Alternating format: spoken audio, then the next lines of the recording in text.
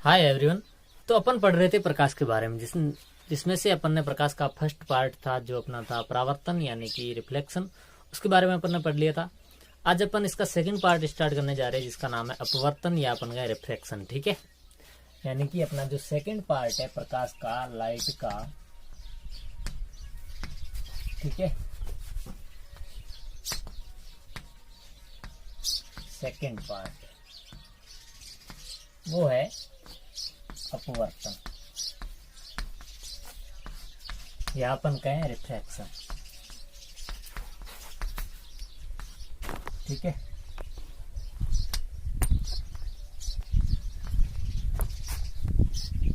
तो रिफ्रैक्शन की घटनाएं आपने बहुत सारी देखी होगी। ठीक है, जैसे कभी कभार क्या होता है कि अपन कोई जैसे टब वगैरह ले लिया। ठीक है, माना कि ये कोई, चलो मान लिया बीकर है। ठीक है, इसमें जल भरा हुआ है, जल भरा हुआ है। ठीक है, जब इसके अंदर अपन कोई छड़ डालते हैं, जैसे अपन ने इस प्रकार से इसके अंदर कोई छड़ डाल दी। ठीक है, माना कि ये छड़ है इसके अंदर, तो अब अपन जब यहां से इस छड़ को देखते हैं तो ये छड़ जो पानी के अंदर डूबा हुआ है, इसका जो पार्ट है, इसके नीचे क्या है, यहाँ पे पानी। ठीक है, तो पानी के नीचे का जो भाग है वो अपन को यहाँ ऐसे इस प्रकार से दिखाई देता है। ठीक है, यानी कि थोड़ा सा विचलित होता हुआ दिखाई देता है। ठीक है, इसी प्रकार जब अपन कोई जैसे बाथटब ले लिया, ठीक है, उसमें जब अपन सिक्के को रखते हैं, ठीक है, तो वो सिक्का आप जब अपन इसको ऊपर से देखते हैं, ठीक है, जैसे यहाँ से अपन देख रहे हैं, ठीक है, तो जब अपन देखते हैं तो जो सिक्का है वो जैसे यहाँ पे जब पड़ा है तो वो छोटे आकार का दिख रहा है, मतलब छोटे आकार का होता है, लेकिन पानी के अंदर होता है तो वो एक बहुत बड़े आकार में दिखाई देता है। ठीक है, तो इस प्रकार की जो घटना है इसको अपन अपवर्तन कहते हैं। ठीक है, तो अपवर्तन की क्या परिभाषा होती है कि जब प्रकाश की किरण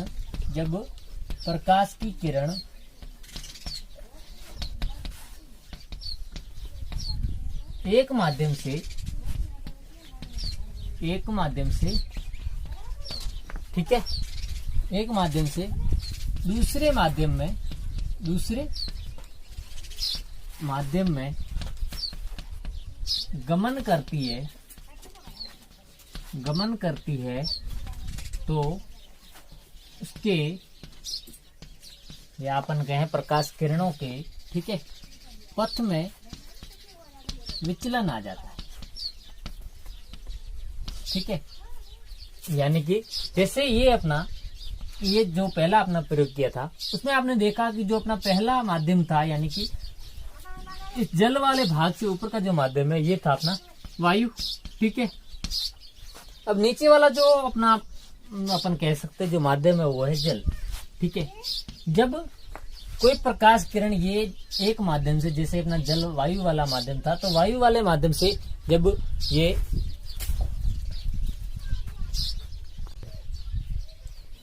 अब जैसे ये पहला माध्यम था वायु, ठीक है, और जो दूसरा माध्यम है वो है जल। जब प्रकाश की किरण यहाँ से अपन वायु एक माध्यम से दूसरे माध्यम में जा रही है, ठीक है, जैसे ये वाला माध्यम है वायु से आ रही है कहाँ पे, जल में, तो माध्यम चेंज हो रहा है तो इसका अपवर्तनांक भी चेंज है। तो अपवर्तनांक चेंज होने के कारण इस जो प्रकाश की गति है या अपन कहें जो वेग है उसमें परिवर्तन आ जाता है। ठीक है, जैसे वायु में प्रकाश का वेग थोड़ा ज्यादा होता है, लेकिन जब जल में जाता है तो प्रकाश का वेग कम हो जाता है। इसलिए जो अपने को ये चीज यहाँ पे इसका जो छड़ का जो भाग, ये वाला भाग है, जल के अंदर वाला भाग, वो यहाँ पे दिखना चाहिए था, वो यहाँ पे न दिखकर थोड़ा सा विचलित होता हुआ दिखाई देता है। ठीक है, या अपन कहें कि when light enters one transparent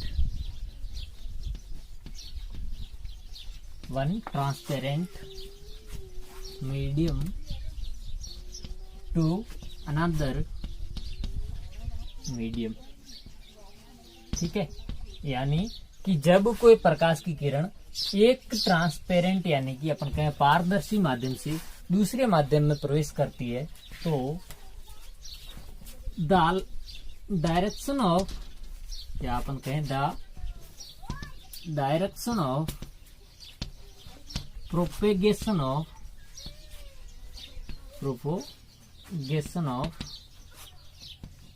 light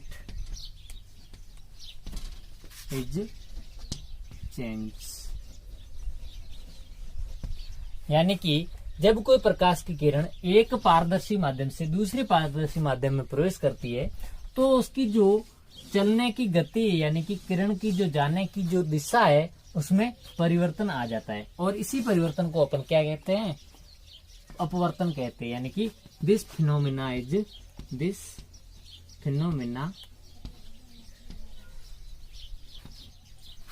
is called as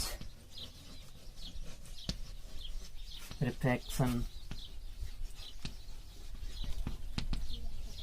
यानी कि जब कोई प्रकाश की किरण एक ट्रांसपेरेंट मीडियम से दूसरे ट्रांसपेरेंट मीडियम में प्रवेश करती है या अपन कह जाती है तो उसकी जो प्रोपेगेशन की डायरेक्शन है यानी उसकी जो जाने की दिशा है उसमें परिवर्तन आ जाता है, और इसी परिवर्तन को अपन क्या कहते हैं, रिफ्रैक्शन कहते हैं। ठीक है,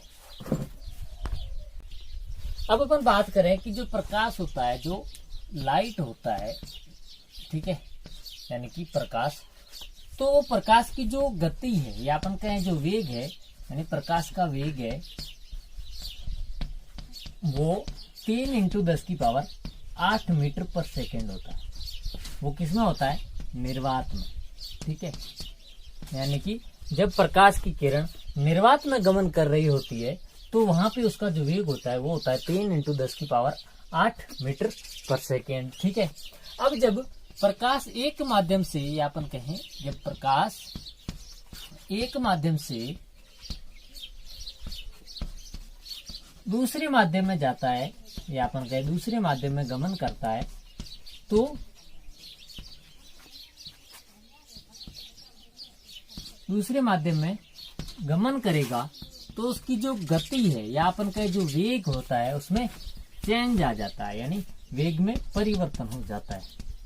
कैसे, जब मतलब प्रकाश का जो वेग होता है वो निर्वात में कितना होता है 3 × 10⁸, लेकिन जब एक माध्यम से दूसरे माध्यम में जा रहा है तो उसका जो माध्यम होता है वो चेंज हो जाता है। ठीक है, जैसे पहले निर्वात में था, अब निर्वात में प्रकाश का वेग है 3 × 10⁸ मीटर पर सेकेंड।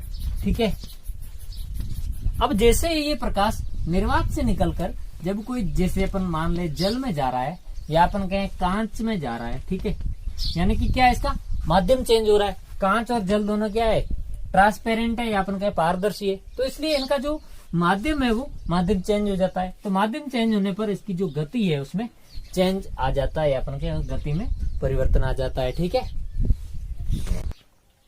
अब अपन प्रकाश को नॉर्मल किस तरह से जो अपवर्तन होता है उसको नॉर्मल किस तरह से समझ सकते हैं कि जैसे ये अपना ये इससे ऊपर ये हो गया ए और ये हो गया बी, ए और बी को जो ये बीच में से लाइन काट रहे हैं इसको अपन कह देते हैं पृष्ठ। ठीक है, यानी कि ऐसा पृष्ठ जो कि अपन कह सकते हैं अपवर्तन पृष्ठ, या अपन कहें कि ऐसा पृष्ठ जो इन दोनों माध्यम को पृष्ठ मतलब पृथक कर रहा है, तो अपन इसको पृथककारी पृष्ठ कह देते हैं। ठीक है, पृथककारी पृष्ठ। अब ए और बी है वो अलग अलग है। ठीक है, माना कि ये एक माध्यम है जो विरल माध्यम है, यानी कि ये विरल माध्यम है। ठीक है, और ये है सघन माध्यम। अब विरल माध्यम में अपन जैसे मान लें ये है निर्वात, ठीक है, और सघन में ले ले जैसे जल ले लिया या फिर अपन कहें कांच ले लिया। ठीक है, तो ये दो माध्यम हो गए। जब प्रकाश की किरण विरल माध्यम से जब सघन माध्यम में जाती है तो माना कि ये अपना पृष्ठ है, तो पृष्ठ पर जहां पे ये प्रकाश की किरण टकराएगी उसको अपन कहेंगे अपवर्तन पॉइंट या अपवर्तन बिंदु या अपन कहें रिफ्रैक्टिव पॉइंट। ठीक है, ये तो है विरल और ये है सघन। ठीक है, तो अब ये तो हो गई इंसिडेंस रे या अपन कहें आपतित किरण, और ये हो गया पृष्ठ। अब इन दोनों पर अपन एक अभिलंब खींचते हैं, ये हो गया अभिलंब, जैसा कि अपन ने परावर्तन में खींचा था। ठीक है, यानी कि ये होगी नॉर्मल लाइन। ठीक है, अब क्या होता है कि जब कोई किरण एक माध्यम से दूसरे माध्यम में जाती है तो वो अपने मार्ग में चेंज, जैसे ये यहां से आ रही है तो जानी तो इधर चाहिए। ठीक है, लेकिन क्या होता है कि यहाँ पे जो पहला माध्यम था वो विरल माध्यम था, दूसरा माध्यम है सघन माध्यम। तो इसकी जो या अपन कहें जो वेग है, वो प्रकाश का वेग क्या होता है, कम हो जाता है। कम होता है क्यों? क्योंकि ये माध्यम कौन सा है, सघन माध्यम है। तो सघन माध्यम होने के कारण ये यहाँ पे अभिलंब की ओर झुक जाती है, ठीक है, इस प्रकार से। कैसे? इस प्रकार से, ठीक है। यानी कि पहले जो किरण थी वो अभिलंब से इतनी दूर थी, ठीक है, लेकिन जब वो एक माध्यम से दूसरे माध्यम की ओर आई तो पहला माध्यम विरल माध्यम था, लेकिन दूसरा माध्यम था सघन माध्यम। तो सघन माध्यम में जाने पर वो अभिलंब की ओर झुक जाती है, ठीक है। इसी प्रकार अब अपन दूसरा उदाहरण है कि ये हो गया अपना पृथक कार्य पृष्ठ, ठीक है। ये हो गई आपतित किरण या इंसिडेंस रे, ठीक है। इसके अलावा इसके ऊपर अपन ने खींच लिया अभिलंब या अपन कहें नॉर्मल रे, नॉर्मल लाइन, ठीक है। इसके अलावा अब आप देखते हैं कि ये तो अपन माना कि इसको ले लिया अपन, पहले वाले माध्यम को ले रहे हैं सघन और दूसरे माध्यम को ले रहे हैं विरल, ठीक है। अब जब कोई प्रकाश की किरण सघन माध्यम से विरल माध्यम में जाती है तो वो अभिलंब से दूर हो जाती है, यानी कि जाने तो इसमें ये वाला जो पाथ है इस पाथ पर जानी चाहिए, यानी कि इस पथ पर जानी चाहिए, ठीक है। लेकिन ये इस पथ पर जाने की बजाय अभिलंब से दूर हो जाती है। क्यों? क्योंकि पहला तो सघन माध्यम था, वहां पे प्रकाश की किरण का जो वेग था वो कम था, लेकिन जब सघन माध्यम से विरल माध्यम में आती है तो प्रकाश का वेग बढ़ जाता है, ठीक है। यानी कि ये जो अपवर्तित किरण है ये अभिलंब से दूर चली गई। तो ये हो गया कोण आई यानी कि आपतन कोण, और ये हो गया आर यानी कि अपवर्तन कोण, ठीक है। इसी प्रकार यहाँ पे देखना, जब विरल माध्यम से सघन माध्यम में जा रही है तो ये हो गया आपतन कोण और ये हो गया अपवर्तन कोण आर, ठीक है। तो अब आप देखते हैं दोनों, ये हो गया पहली स्थिति, ये होगी दूसरी स्थिति, ठीक है। अब पहली स्थिति में आप देखते हैं कि जब प्रकाश की किरण सघन माध्यम से विरल माध्यम में जाती है तो अभिलंब से दूर हो जाती है। क्यों? क्योंकि जो प्रकाश का वेग है वो बढ़ जाता है, ठीक है। इसी प्रकार दूसरी स्थिति में आप देखते हैं कि जब प्रकाश की किरण विरल माध्यम से सघन माध्यम में प्रवेश करती है तो वो अभिलंब की ओर झुक जाती है। क्यों? क्योंकि सघन माध्यम में प्रकाश का वेग है जो घट जाता है, ठीक है। अब इस अपवर्तन में अपना अगला पॉइंट है कि आयताकार कांच के स्लैब द्वारा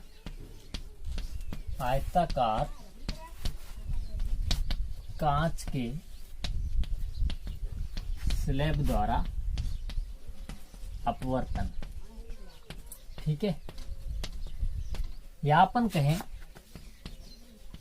रिफ्रैक्शन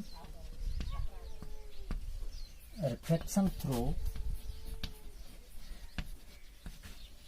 रेक्टेंगुलर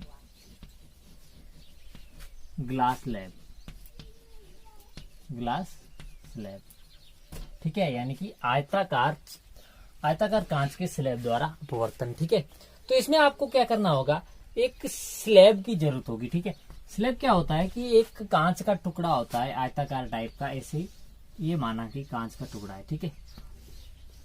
तो आपको कांच के टुकड़े को एक कागज का कोई पन्ना लेना है, उस पर रखना है, ठीक है। फिर उस कांच के जो टुकड़े की बाहरी आउटलाइन है वो इस प्रकार से उसके चारों ओर से खींच देनी है। उसको अपन ने नाम दे दिया ए, बी, सी और डी, ठीक है।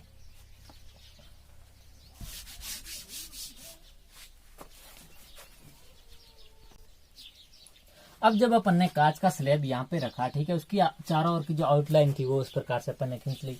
अब आपको क्या करना है कि दो यहाँ पे ऑल पिन लगानी है, ठीक है, मतलब कागज के टुकड़े पर ऑल पिन लगानी है और यहाँ पे क्या रखना है, आपको स्लैब रखना है वो कांच वाला, ठीक है। तो माना कि अपन ने इसको कांच की अपन ने ऑल पिन लगाई थी, उसको नाम दे दिया, उसको लाइनों को मिला दिया और नाम दे दिया PQ, ठीक है।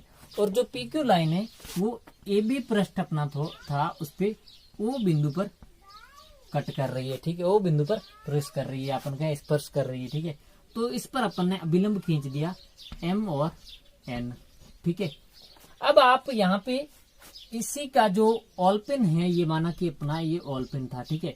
जब आपको ऑल पिन का दूसरी तरफ से इसकी सीध में देखना चाहें, ठीक है, माना कि जैसे ये ऑल पिन लगी हुई है, आपने इस ओर से देखा तो आपको ऑल पिन यहाँ पे दिखती है, ठीक है। ये यहाँ पे ऑल पिन दोनों, जो इन दोनों ऑल पिन की आप सीध में देखना चाहोगे तो यहाँ पे दोनों ऑल पिन दिखती है। अब आप इसको लाइन से मिला देते हो, ठीक है। इसका नाम दे दिया P डैश Q डैश, ठीक है। तो जहां पे ये प्रवेश कर, मतलब CD बिंदु पर जहां पे ये लाइनें है जो स्पर्श कर रही है या टच कर रही है, उसको अपन ने नाम दे दिया O डैश, ठीक है। अब ये अभिलंब अपना ये खींच लिया, अभिलंब का नाम हो गया M डैश N डैश, ठीक है। अब आप देखते हैं कि आपको पता होगा कि जो प्रकाश की किरण होती है, ठीक है, जिससे प्रकाश की किरण इस बिंदु पर टकराती है, तो पहला माध्यम था अपना वायु, ठीक है, और दूसरा माध्यम हो गया कांच, ठीक है। जब कोई प्रकाश की किरण वायु से कांच में प्रवेश कर रही है, यानी कि ये हो गया अपना विरल माध्यम। वायु क्या है? विरल माध्यम है, और कांच क्या है? सघन माध्यम। अब जब विरल माध्यम से सघन माध्यम में प्रवेश करती है तो वो अभिलंब की ओर झुक जाती है। ये अभिलंब की ओर झुक गई, ठीक है। अब जब अभिलंब की ओर झुक जाती है तो अपन, ये हो गया O और O डैश, ठीक है। यहाँ पे देखना दोनों का अभिलंब है, इसका है M डैश N डैश और इसका है MN, ठीक है। अब अपन O और O डैश बिंदु को मिला देते हैं, ठीक है। तो ये हो गया अपवर्तन, या अपन कहें अपवर्तित किरण, ठीक है। ये अपनी थी आपतित किरण, आपतित किरण, ठीक है। और ये है अपवर्तित किरण, या अपन कहें रेफ्रैक्टिव रे, ठीक है। अब आपने देखा कि जब प्रकाश की किरण है जो किसी एक माध्यम से दूसरे माध्यम में प्रवेश करती है, तो अपने जो मार्ग होता है या अपन कहें पथ होता है, उसमें विचलन दर्शाती, यानी उसमें चेंज हो जाता है। और इसी चेंज को यहाँ पे समझाया गया है, किसके द्वारा? कांच की स्लैब द्वारा। वो क्या है? अपवर्तन को समझाने की कोशिश की है। कैसे? जो अपन ने पढ़ा था पिछले भाग में कि जो सघन और विरल माध्यम में प्रकाश की जो किरण होती है वो किस प्रकार से विचलित होती है। यहाँ पे आप देखते हैं कि पहले जो प्रकाश की किरण है वो वायु से कांच में आ रही है, यानी कि विरल माध्यम से सघन माध्यम में आ रही है, तो क्या होगा? जो अभिलंब है उस ओर झुक जाएगी। क्यों? क्योंकि सघन माध्यम में प्रवेश करती है, तो सघन माध्यम में प्रवेश करने पर प्रकाश का वेग है जो घट जाता है, ठीक है, वेग घट जाता है। लेकिन जब अपन, ये तो होगी अपवर्तित किरण। अब इस बार सेकंड बार अपन क्या करते हैं, जो अपवर्तित किरण थी इसको अपन मान लेते हैं आपतित किरण, ठीक है। किसके लिए? इस CD पृष्ठ के लिए। CD पृष्ठ के लिए अपन इसको आपतित किरण मान लेते हैं। क्यों? क्योंकि ये यहाँ पर आ रही है, ठीक है। अब ये चूंकि अपना क्या है, सघन माध्यम है, जब सघन माध्यम से बाहर जा रही है, यानी कि CD जो पृष्ठ है वो एक माध्यम से दूसरे माध्यम पृथक कर रहा है। जब एक माध्यम से दूसरे माध्यम में प्रवेश करेगी तो सीधी सी बात है, किरण अपने मार्ग में विचलन दर्शाएगी, यानी कि अपने जो पथ होता है उससे चेंज हो जाती है, यानी उसकी डायरेक्शन ऑफ प्रोपोगेशन है वो चेंज हो जाती है, ठीक है।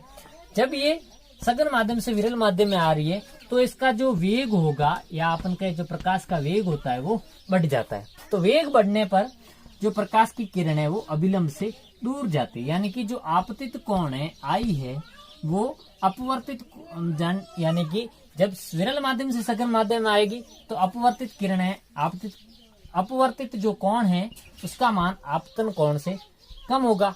लेकिन जब सघन माध्यम से विरल माध्यम में प्रवेश करेगी तो उसका जो अपवर्तन कोण है वो आपतन कोण से, जो अपवर्तन कोण है R, वो अपवर्तन कोण या अपन कहें जो आपतन कोण है I, उससे बड़ा होगा, ठीक है। कहने का मतलब समझ गए? ये होगी अपनी पहली स्थिति, ये होगी दूसरी स्थिति, ठीक है।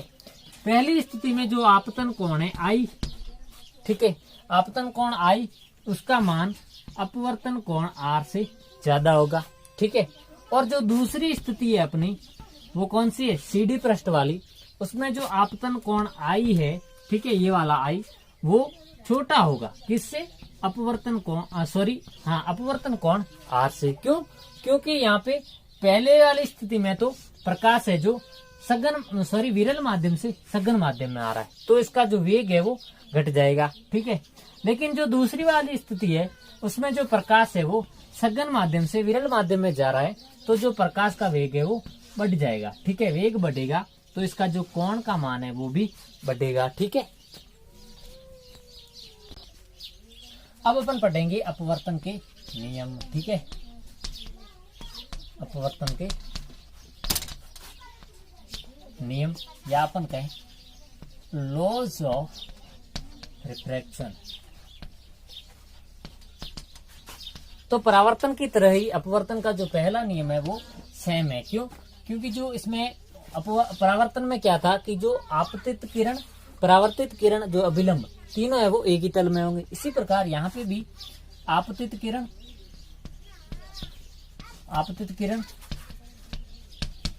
अपवर्तित किरण, वहां पे परावर्तित थी, यहाँ पे अपवर्तित आएगा। ठीक है, क्यों? क्योंकि ये अपवर्तन है। तो अपवर्तित किरण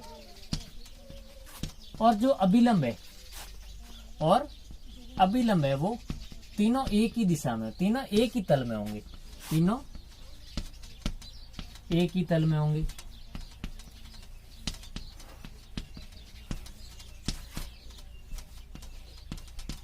कैसे? जैसे ये अपना कोई अपन दर्शा रहे हैं अपवर्तन, ठीक है, ये पृष्ठ हो गया। अब ये होगी आपतित किरण और ये अपना अभिलंब और ये होगी अपवर्तित किरण। ठीक है, तो अब देखते हैं कि जो ये तो होगी अपने आपतित किरण या इंसिडेंस रे, ठीक है, इंसिडेंट रे, और ये हो गया अपना नॉर्मल, ठीक है, या अपन का अभिलंब, और ये हो गया अपने कौन सी अपवर्तित किरण या अपन का रिफ्रैक्टिव इंडेक्स, रिफ्रैक्टिव रे। तो ये जो तीनों है वो एक ही प्लेन में होंगे। कहाँ पे? एक ही तल में होते हैं। वहां पे भी आपने देखा था जो परावर्तन था, परावर्तन में भी किस प्रकार से ये कोई किरण थी, आ रही थी पृष्ठ पर टकराने के बाद वापस उसी माध्यम में जा रही थी, तो अपन ने अभिलंब खींचा था। तो यहाँ पे भी आपने देखा था कि आपतित किरण, परावर्तित किरण और जो अभिलंब था वो तीनों एक ही तल में था।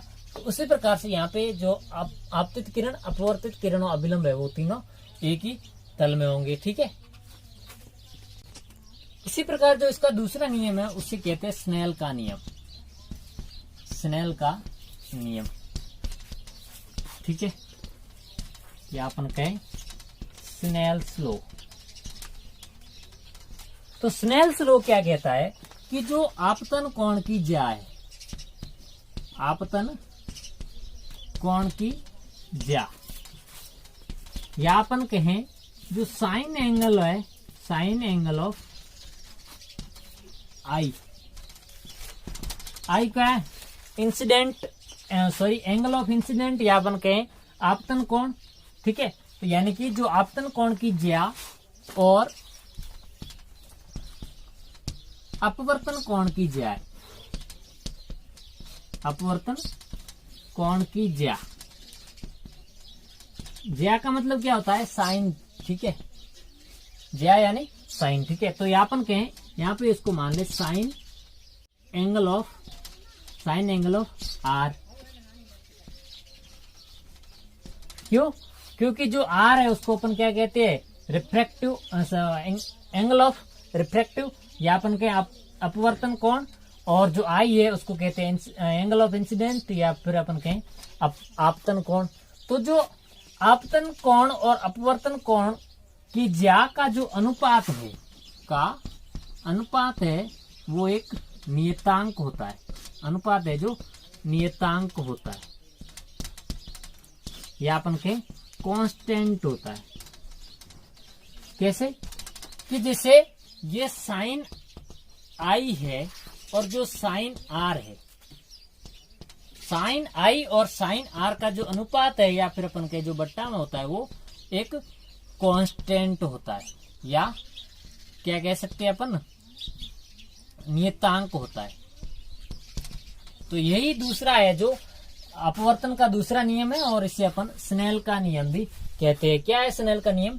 कि जो आपतन कोण की ज्या, या अपन कहें जो साइन आई, और जो अपवर्तन कोण की ज्या है, या अपन कहें साइन आर, उसका जो अनुपात होता है, जो उसका रेशियो होता है, वो एक कांस्टेंट होता है या नियतांक होता है। ठीक है, तो ये थी अपनी आज की क्लास, जिसमें अपन ने अपवर्तन के बारे में पढ़ा। ठीक है, और सबसे पहले अपन ने इसमें पढ़ा था अपवर्तन होता क्या है। फिर जो रेक्टेंगुलर ग्लास स्लैब था, या अपन के जो आयताकार कांच था, आयताकार कांच स्लैब था, उसमें से अपवर्तन अपन किस प्रकार से समझा सकते हैं वो अपन ने देखा। उसके बाद अपवर्तन के कुछ नियम थे दो, जिसमें पहला था नियम था कि जो अपवर्तित किरण, आपतित किरण और जो अभिलंब है वो तीनों एक ही तल में होते हैं। इसके अलावा अपन ने स्नेल का नियम पढ़ा था। ठीक है, आई होप आपको ये समझ में आया होगा। Thank you so much.